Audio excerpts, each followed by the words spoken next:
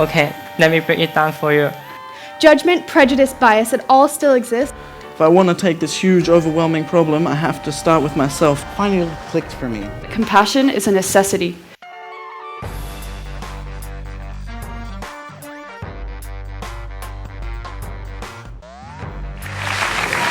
In today's society, women are overwhelmed with so many different perceived beauty requirements. They should be skinny but healthy. They should have large breasts and a large butt but a thigh gap. And they should have a flat stomach. Back in the 1930s to 50s, the ideal female body type was a more inclusive one: curvy, voluptuous, and natural. Today, the programmed idea of beauty isn't even real. What we see all around us in magazines, on billboards, on buses, and even on the internet are often fake photoshopped images that aren't even realistically obtainable for most women or even men. If we could accept and let go of our perceptions that have been programmed into us since childhood of what real beauty is, just think about how many industries that would go out of business. The $20 billion a year cosmetics industry, the $33 billion diet industry, the $7 billion pornography industry, and the $300 million cosmetic surgery industry. The possibilities for women to artificially alter their looks have become almost endless. Before Kate Moss, there was Twiggy, and before Twiggy, women weren't expected to look so thin. Not at least if we judge by Marilyn Monroe, a beauty icon to this day. Twiggy was one of the models who shifted the idea of a realistic body type back in the 60s. Throughout history, curvy, soft women's bodies are always what have been attractive, because that's how most women look. Only modern society has developed this issue with corporate greed and consumerism. During the past decade, the weight of supermodels plummeted to 23% below that of the average woman. Eating disorders rose exponentially, and cosmetic surgery became the fastest growing medical specialty. In the past 5 years, 33,000 women told researchers they would rather lose 10 to 15 pounds than achieve any other goal. Contemporary standards of feminine beauty have devolved to a point that can only be described as anorexic. I'm not trying to imply that only curvy women are healthy. There are women who struggle to gain weight and women who struggle to lose it. What they have in common is they're both striving to change their natural bodies.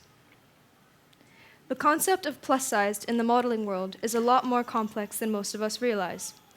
A typical model is usually size 0 to maybe 4, if you're going by US sizes, and a plus-size model is sizes 10 to 16. Jobs for models in the middle, sizes 4 to 10, are very rarely available, when realistically, plenty of women across the globe fall into those sizes.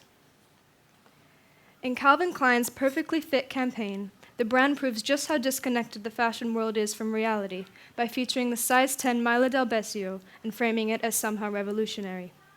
The model was described as the biggest girl to land a Calvin Klein campaign. Given that the average American woman is a size 14, the negative backlash of this campaign went viral. Calvin Klein is an example of a brand that makes women unrightfully insecure. Implying that a size 10 model is plus-sized just shows how delusional it can get. What kind of message does it send if the plus-size models are skinnier than the average American woman? If the media didn't use and worship the size 0 or 000, if you're J. Crew, maybe they would realize it's just not an ideal that makes sense to most women. Even though most people running the beauty industries and media are unrealistic, thousands of people's ideologies are beginning to change, with help from individuals and all the campaigns fighting to remind people of what real beauty is. For example, a group of plus-size models are on a mission to promote body diversity in the fashion industry and show people that beauty really does come in all shapes and sizes.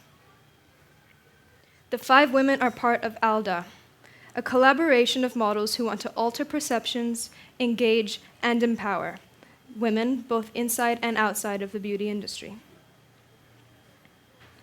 Men and boys, just like women and girls, have been conditioned by the media to believe that skinny is what they should believe is beautiful. But polls show that most men actually prefer more curvaceous women, usually 1 to 2 sizes larger than men think women want them to look. The super skinny body type is promoted by corporations in order to sell. to sell diets, to sell cosmetics, and to feed the fashion industry. When women are conditioned to believe that how they look isn't good enough, they'll spend excessive amounts of money on things to make themselves look better and feel better about themselves.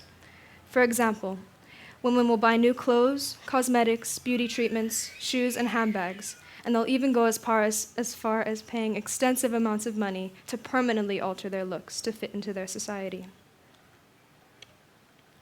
Women and girls chronically feel bad about themselves because photoshopping eliminates all perceived imperfections, like blemishes, stretch marks, skin discolorations, and cellulite, making women think all of those qualities are not beautiful and must be concealed. Most women and girls nowadays are programmed to feel like they need to uphold society's ideals of beauty in order to be happy.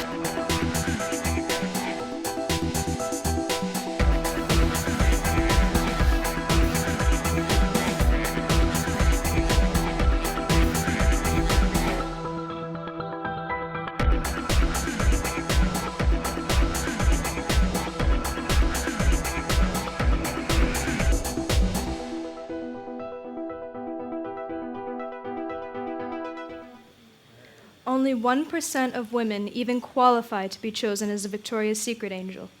Then thousands of women see the ads and campaigns across the world and attempt to imitate the severely photoshopped images of those models. I remember when I was young, and my mother tried to shelter me from that sort of media that considered a photoshopped supermodel the ideal woman. I grew up learning that all women's bodies were different, and I shouldn't compare myself to the beautifully enhanced women in the magazines, because I would never look like that. And at the time, I didn't want to look like that. But then you get older, you start becoming a teenager, and you enter high school, where judgment is at an all-time high. You feel vulnerable and like you have to impress everyone or you won't be good enough. Once I reached that age, I started caking on makeup, dyeing and straightening my hair, and wearing different clothes. Or I'd stop eating as much because who would want to be fat at 14? The media had me thinking a size 4 was fat. I basically did everything I could not to look like myself because that's what most girls that age do. You become so concerned with how people and the media want you to look, it completely overcomes you. Growing up as children in today's society, we are taught that everyone is beautiful, regardless of their skin color, weight, or attractiveness. But then again, our youth grow up with mass amounts of marketing surrounding them. As they watch television and participate in life, they are constantly reminded of what is beautiful. Despite everything we are told as we grow, the false idea of beauty surrounds us.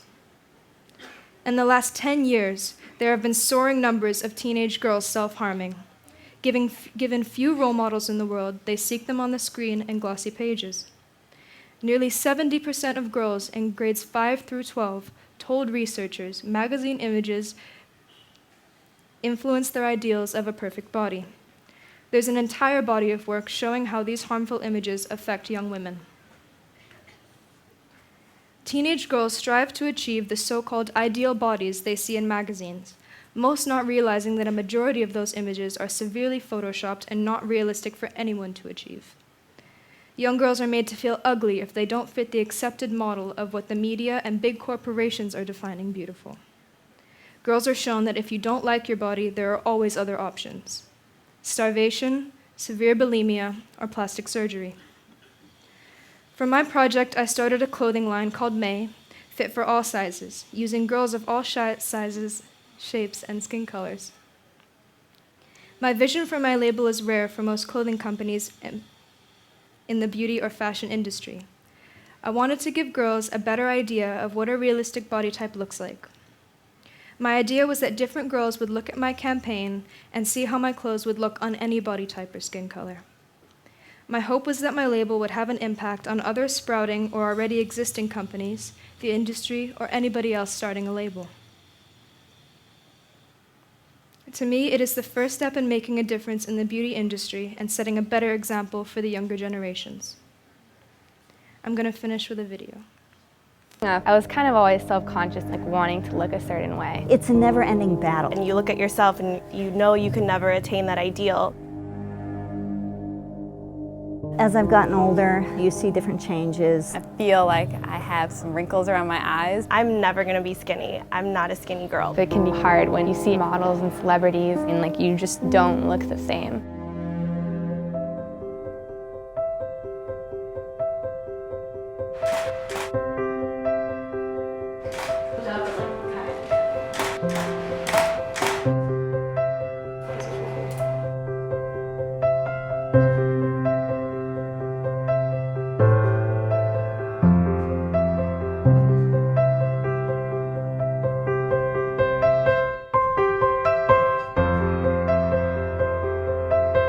So hold it, keep your eyes closed. Okay. Wow. Oh my God. I did not expect it to look like that at all. I feel like it doesn't even look like me. I think because I know myself, this looks really different. Why would you want to make someone look so different? I like my freckles. I think they add character, and the fact that they're gone, I don't even know who that is. Just as a normal person, seeing yourself change and your identity changed, it's pretty shocking.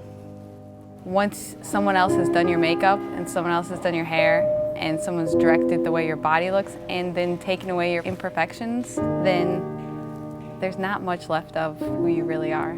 This is how I always wanted to see myself, but now that I see it, I'm like questioning why I ever wanted to look like that. You look at these ads in magazines, you see these women who look absolutely flawless, and you're like, I wish I could look like that, but who really looks like this? I think we live in a really interesting time where we feel like we have to make people look to the standard that's not attainable for anybody. Instead of looking at other things and trying to aspire to be something else, we should just be comfortable in who we are and just try to be our best selves. I think something that everybody should keep in mind is that it's natural to be critical of yourself. It's natural to be uncomfortable or awkward, but you just have to know that the ideal just doesn't exist. Thank you.